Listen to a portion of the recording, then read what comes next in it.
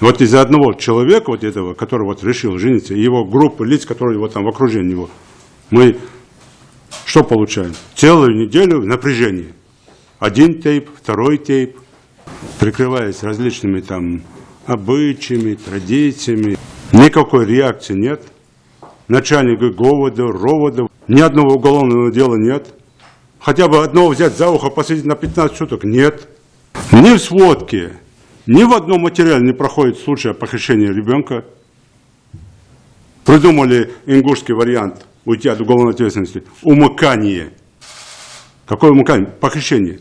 Почему ты там с первой секунды всех своих сотрудников туда не направил, не арестовал, не задержал? Они же средь бела дня, они же ночью, на машинах, в одном месте ворвались. Ни один человек, ни на одной машине, во втором месте. Ты чего ждешь? Почему он нарушает закон сплошь и рядом? Мы вот сейчас смотрим, да, она написала это, машины без номеров, раз, тонированные, два, 8 человек с ними, 3. Ни одного действия с вашей стороны.